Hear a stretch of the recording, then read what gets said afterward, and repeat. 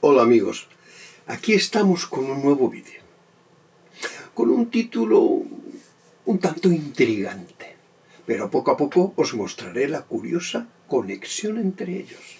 Bienvenidos a mi canal.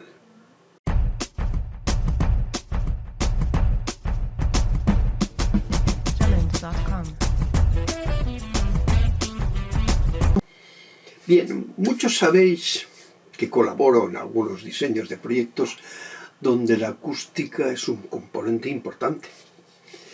Esta vez, a través de un amigo, que hace reformas de obra, me llamó.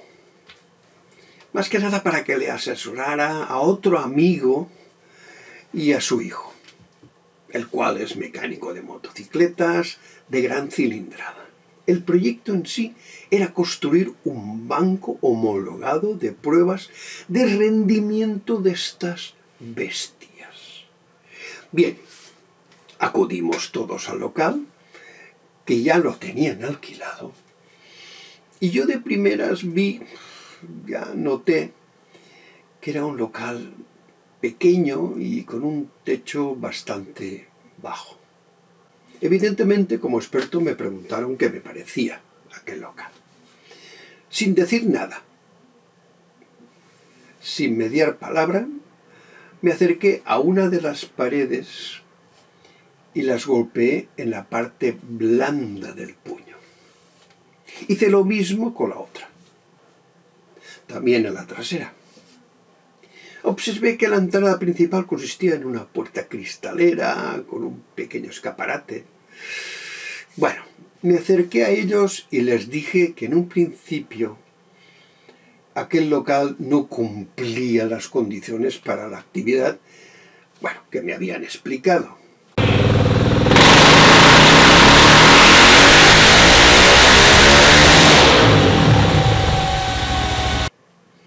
Con la solución que yo más o menos les proponía.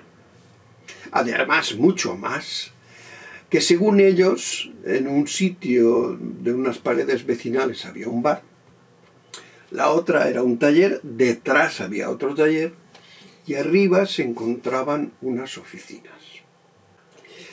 Bien, entiendo sus caras al ver que un tipo que no conocían de nada y que con solo dar puñetazos a las paredes les desmontaba en un minuto aquel posible, diríamos, negocio.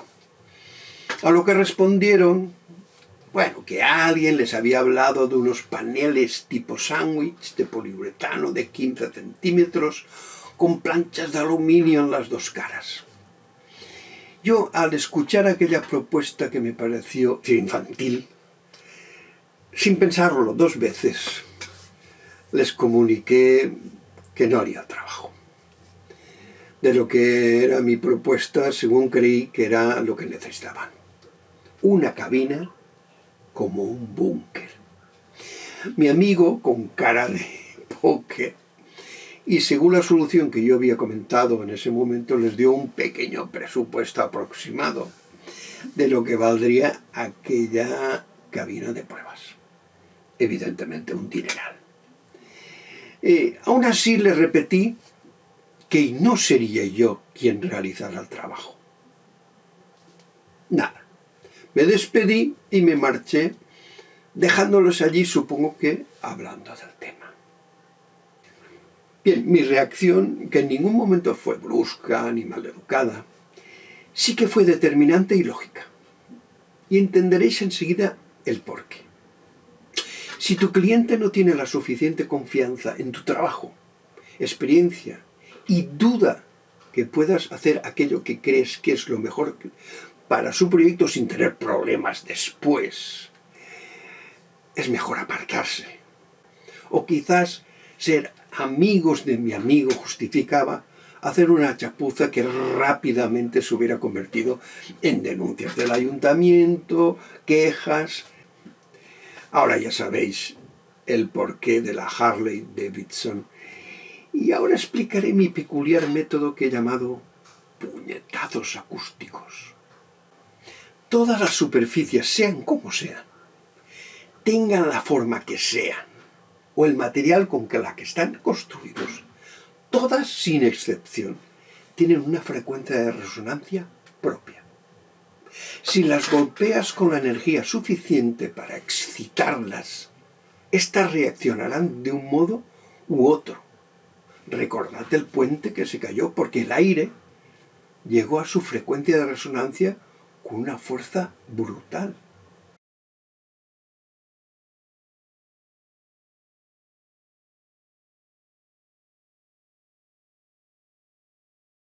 Al golpear una pared, esta te devuelve su frecuencia fundamental con cierta exactitud. Aquí tendréis algunos ejemplos. Pared exterior con ladrillo. Pared de bloques de hormigón sin lucir. Pared de hormigón armado. Plancha de metal.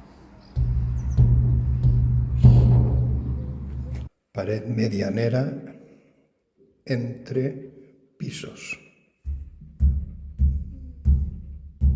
Pared de pladur con fibra de 30 kilos. Pared de pladur con fibra de 70 kilos.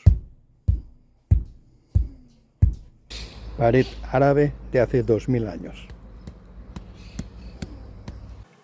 Como podréis más que ver, escuchar, hay implicadas varias frecuencias, mi puño, el ruido de fondo, etc. Y para determinar qué frecuencia es la aproximada, he tenido que recurrir a un espectrómetro y analizar qué frecuencia aparece con más energía. Dándonos una pista o una idea de la masa tiene o cómo está construida, podéis comprobar que la pared de 2000 años, su frecuencia es inaudible. Cuanto más grave sea esta frecuencia, el aislamiento que tendremos que añadir será más o menos elevado.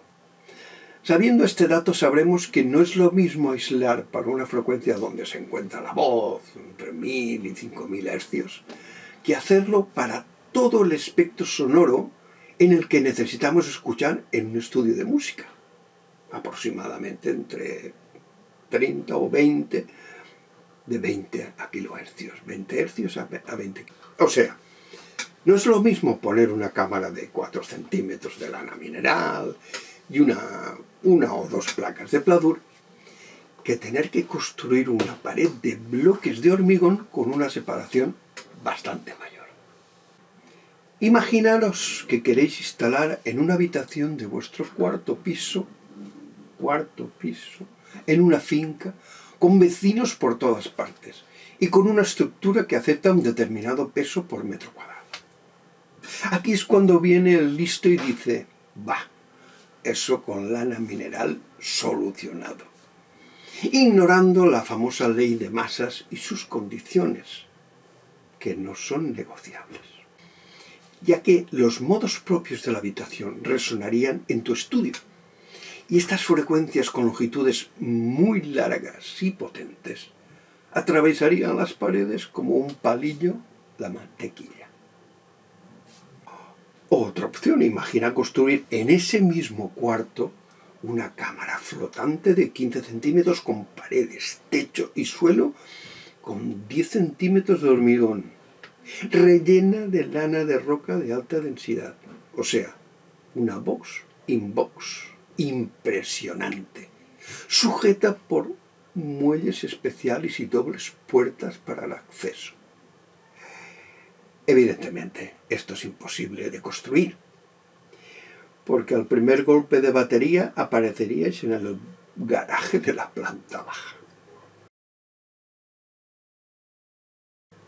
Bien, cuando haces el cálculo de una insonorización o aislamiento, debes de conocer los límites y qué compromisos tienes que admitir que lo determinan la situación y donde quieres que esté tu home studio. Y esto conlleva un volumen máximo de tus monitores. ¿Hasta qué horas puedes trabajar para no molestar al vecindario? Y también tener unos buenos cascos para escuchar detalles que solos con un volumen alto escucharías. Por este motivo, siempre aconsejo intentar montar un estudio en una planta baja y, a ser posible, sin garaje, en el subsuelo, ya que te permitiría añadir peso a las paredes y techo sin el miedo de que un derrumbe. Y de unas dimensiones adecuadas, ya que al añadir aislamiento tenemos el problema de quitar espacio vital de trabajo. Y ya. Bueno, siempre he comentado, y en muchos vídeos, que los grandes y medios estudios profesionales se construyen desde cero, en terrenos alejados y con una arquitectura y acústica ya calculada. Bien, antes de que se me olvide, si tenéis alguna duda sobre el vídeo, me lo ponéis en los comentarios más abajo. Para las consultas técnicas sobre vuestros proyectos podéis entrar en Patreon y allí las contestaré sin problemas. Y para pedirme un asesoramiento completo para vuestro proyecto, me escribís a mi correo. Todos estos links los tendréis abajo en los comentarios. Bueno, bien, hasta aquí el vídeo de lo que hemos llamado el puño acústico, que realmente no es más que el efecto tambor que se produce cuando una pared responde a un golpe seco. También, dependiendo de la intensidad de las dimensiones de esta pared, pueden aparecer ecos o delays, pero bueno, aquí, en estos momentos, estos efectos no los hemos tenido en cuenta. Bien, espero que os haya gustado este ejemplo real y que os sirva para dejar claro la diferencia entre aislar o insonorizar un recinto al acondicionamiento en su interior, que en otra ocasión repasaremos. Gracias por estar ahí. Y ahí os mando nuestro grito preferido. Y preferiría no usar mi arma secreta, el hipoaullido huracanado.